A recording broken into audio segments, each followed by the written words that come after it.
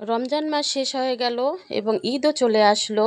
তো আমাদের আনন্দের ঈদ চলে আসলো। সব বন্ধুদের আমার ইউটিউব চ্যানেলের সবাইকে ঈদ মোবারক, ঈদ মোবারক, ঈদ মোবারক। তো আসসালামু আলাইকুম, হ্যালো এভরিওয়ান।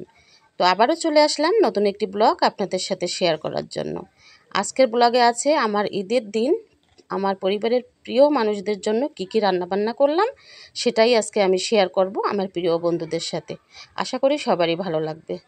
তো প্রথমে আমি কিন্তু ঈদের দিন চাঁদ দেখার পরে আমি ফিন্নি রান্না করেছি আর জর্দা রান্না করে রেখেছিলাম ঈদের দিন রাত্রবেলা। সবাই 12টার পরে সবাই কিন্তু একটু একটু মিষ্টিমুখ করে ঘুমিয়েছিল। তো এখানে আমি কিন্তু ফিন্নির জন্য বাদাম ভেজে নিয়েছি আর ফিন্নির জন্য চালও ভালোভাবে ধুয়ে নিয়ে নিলাম। এটা আমি ফিন্নিটা রান্না করে নেব। যেহেতু সকালবেলা অনেক রান্নাবান্না থাকে, তার মধ্যে আমার ফিন্নি আর জর্দা রান্না করতে দেরি হয়ে যায়। সকাল 7টার মধ্যে সবাই মিষ্টিমুখ করতে চায় নামাজ পড়ে এসে 8টার মধ্যে, তাই আমি রাত্রেবেলা এটা রান্না করে রাখি। তাহলে আমার কোনো টেনশন হয় না বন্ধুরা। তো আমি একটা প্রেশার কুকারে ছিটি দিয়ে নেব চালগুলো। চাল আর কিছু বাদাম দিয়ে দিলাম। আর এখানে জর্দা তৈরি করার জন্য আমি 2 পট পরিমাণ চাল নিয়ে নিলাম জর্দা রান্না করার জন্য। তো আমার প্লিজ বন্ধুরা, আজকের ব্লগটি যদি ভালো লাগে লাইক কমেন্ট করবেন, শেয়ার করে দিবেন, লাইক করে আমার ভিডিওটি দেখবেন। তো অনেকে কিন্তু লাইক দিতে ভুলে যান, তো এই জন্য আমি মনে করিয়ে দিলাম লাইক দিতে অবশ্যই ভুলবেন না। তো এখানে জর্দা রান্না করার জন্য আমি জর্দার রং দিয়ে দিলাম পানির মধ্যে আর ছাল এলাচ দিয়ে দিলাম। অবশ্যই আমি কিন্তু পুরো রান্নাই কাউকে দেখাবো না বন্ধুরা, কারণ আমি যা রান্না করতেছি সবাই কিন্তু আমরা রান্না করতে পারি। তো আমি কি করলাম ঈদের দিন কি রান্নাবান্না করে সবাইকে খাওয়ালাম, সেটাই একটু শেয়ার করার জন্যই চলে আসা। এটাই হচ্ছে আমার ব্লগ সারাদিনের। তো এখানে আমি 2টো সিটি দিয়ে আমি ভাপে রেখেছিলাম চালগুলো, পোলাওর চাল। এখানে আমি 1.5 পট চাল নিয়েছিলাম। আর চালটা সিটি দেওয়ার পরে ভাপে রেখে আমি 30 মিনিট ভালোভাবে ঘুটনি দিয়ে ঘুটে রেখেছি।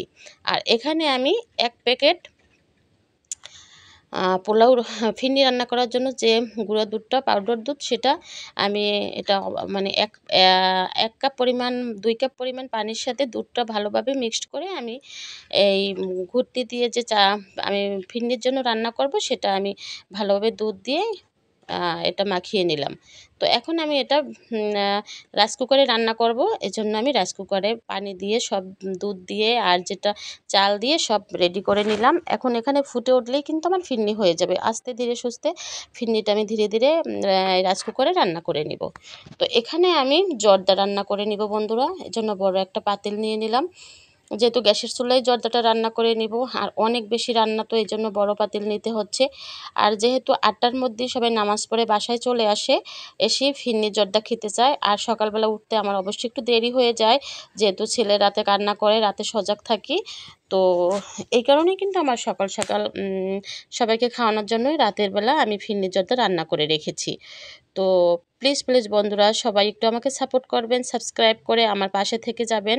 আর আমার ভিডিওটি, আজকের ব্লগটি যদি ভালো লেগে থাকে, সবাই একটু লাইক কমেন্ট করে শেয়ার করে দিবেন আর আমার পাশে থাকবেন। তো এখানে আমি কিন্তু জর্দাটা রান্না করতেছি বন্ধুরা। অনেক সুন্দরভাবে রান্না করতে পারতেছি কিনা জানি না। তো যেহেতু অনেক বেশি খাবার, আর আমি আমার মতো করেই রান্না করতেছি বন্ধুরা। যদি ভালো লাগে, তো আমার রান্নাগুলো যদি আজকের ভালো লেগে থাকে, ঈদের রান্নাগুলো, তো অবশ্যই আমার সাথে থাকবেন, পাশে থাকবেন, লাইক কমেন্ট করে শেয়ার করে দিবেন আমার ভিডিওটি। আর আমরা যেহেতু অনেক কাজবাজ করব ঈদের দিন, এজন্য আপনার ভাইয়া কিছু বোম নিয়ে আসলো আমাদের একটু বিনোদনের জন্য। তো ছাদে উঠছিলাম মাঝে 10 মিনিটের জন্য। তো একটু বোম বোম বোম নিয়ে আসছিলো, এটা একটু বিনোদনের জন্য আমরা ছাদে বোম নিয়ে উঠেছিলাম। এই তো বোমগুলো জ্বালিয়ে দিল। তো 10 মিনিটের জন্য একটু ভালোই লাগছিল। তো ছাদে উঠে আমরা একটু মজা করেছিলাম, একটু দেখিয়ে দিলাম আপনাদের সাথে। তো ভালোই মজা হয়েছিল আমাদের ছাদে, আমরা অনেক বেশি মজা করেছিলাম। তো এখন রাত্রেবেলা আর কিছুই রান্না করিনি, ফিরনি জর্দা রান্না করে দিয়েছিলাম। সকালবেলা খুব সকালে আমি প্রথমে রান্না শুরু করেছি চটপটি দিয়ে। তো চটপটি রান্না করার জন্য চটপটির ডাল আমি প্রেশার কুকারে রাত্রেবেলা কিন্তু চটপটির ডালটা আমি ভিজিয়ে রেখেছিলাম।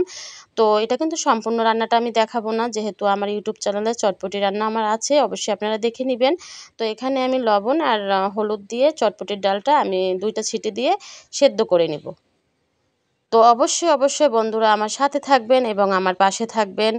আর এখানে আমি চটপটি রান্না করার জন্য যে তেঁতুলের চাটনিটা তৈরি করতে হয় সেটা আমি রেডি করে নিলাম। আর এখানে আমি যেহেতু পোলাওয়ের সাথে সবাই ডিম কোরমা খাবে, আর এই কারণে আমি ডিমগুলো ভালোভাবে প্রেশার কুকারে সেদ্ধ, আমি বেশি কাজটা ঈদের দিন প্রেশার কুকারেই সব কাজ করেছি বন্ধুরা।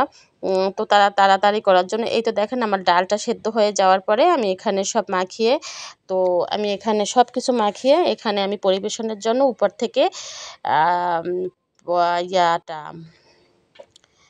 চটপটিটা উপর থেকে আমি ভালোভাবে সাজিয়ে গুজিয়ে টেবিলে রেখে দিব। তো সবাই চটপটিটা কিন্তু ঈদের দিন সবাই মিষ্টির থেকে ঝালটাই অনেক বেশি পছন্দ করে। তারপরে আমি গরুর মাংস বসিয়ে দিচ্ছি। গরুর মাংসটা একবারে হাত দিয়ে মশলা দিয়ে সব মাখিয়ে একবারে বসিয়ে দেব। তো আমার গরুর মাংসটা কিন্তু গোশটা কিন্তু অনেক ভালো ছিল এবং খুব কম সময়ের মধ্যেই গরুর গোশটা সেদ্ধ হয়ে গেছিলো। তো গরুর গোশটা রান্না করে ঈদের দিন অনেক বেশি ভালো লাগছে। তো আমি সব ধরনের মশলা দিয়ে আমি এটা হাত দিয়ে মাখিয়ে ভালোভাবে বসিয়ে দিচ্ছি।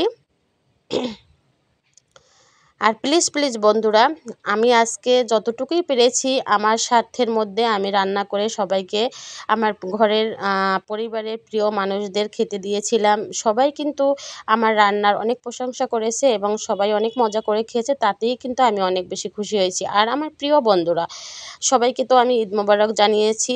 আর সবাই প্লিজ বন্ধুরা আমার ভিডিওটি দেখবেন, যদি ভালো লাগে অবশ্যই আমার পাশে থেকে যাবেন আমার বন্ধু হয়ে।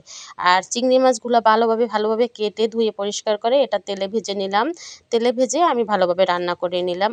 তো অবশ্যই আপনাদের কিন্তু আমি কোনো রান্নাই পুরোটা দেখাচ্ছি না, কারণ যে রান্নাগুলো করতেছি আমার বিশ্বাস সবার বাসায় সবাই ঈদের দিন এরকম রান্না বান্না হয়েছে। আমি কিন্তু ফাঁকে কিন্তু পোলাওর চালটা ভেজে নিয়েছি, যেহেতু পোলাওর চালটা আমি বসিয়ে দেবো রাইস কুকারে। আর এখানে কিন্তু আমার চিংড়ি মাছ রান্নাটাও হয়ে গেল বন্ধুরা। তো চিংড়ি মাছ রান্না শেষ হয়ে গেল, এদিকে ডিমের কোরমাও বসিয়ে দিয়েছিলাম। তো উঠানোর আগে আপনাদের সাথে একটু শেয়ার করলাম ডিমের কোরমাটা। তো আমার ডিমের কোরমাটাও কিন্তু অনেক লোভনীয় হয়েছিল খেতে। তো সব রান্নাই মোটামুটি রেডি হয়ে গেল, আমার টেবিলে পরিবেশন করে আপনাদের সাথে শেয়ার করব বন্ধুরা। তো গরু মাংসটা শেষের দিকে উঠানোর আগে একটু নাড়াচাড়া দিয়ে উঠিয়ে নিচ্ছি, আর মাংসটা অনেক বেশি সেদ্ধ হয়ে গেছিলো বন্ধুরা। তো এই তো আমার অনেক বেশিও কিছু রান্না করি নাই, মোটামুটি যেহেতু আমার শরীরটাও বেশি ভালো ছিল না, যতটুকু রান্না না করলেই না ততটুকুই আমি রান্না করে টেবিলে পরিবেশন করেছি। তো এই তো আমার টেবিলে সব রান্না দেওয়া হয়ে গেল বন্ধুরা। তো টেবিলে পরিবেশন করলাম, আপনাদের সাথে শেয়ার করলাম আগে, তারপর আমার বাসার প্রিয় মানুষেরা খেতে বসবে। এই তো টেবিলে আমার সব রেডি হয়ে গেল। পোলাও আছে, গরুর মাংস আছে, ডিম ভুনা, ডিম কোরমা, সরি সালাদ আছে। তারপর আমি দই বানিয়েছিলাম ঈদের দিন রাতে, সেটা আপনাদের সাথে শেয়ার করিনি, শেয়ার করতে ভুলে গেছি বন্ধুরা। তো দইও আমি কিন্তু হাতে তৈরি করেছিলাম, তো ভুলে গেছি দই বানাতে। দই দেখাতে দেখেন আমার দইয়ের পাতিলটা দেখা যাচ্ছে টেবিলে। তো এই তো আমার টেবিলে সব দেওয়া হয়ে গেল। আজ এ পর্যন্তই, সবাই ভালো থাকবেন শুভকামনায়। আল্লাহ হাফেজ।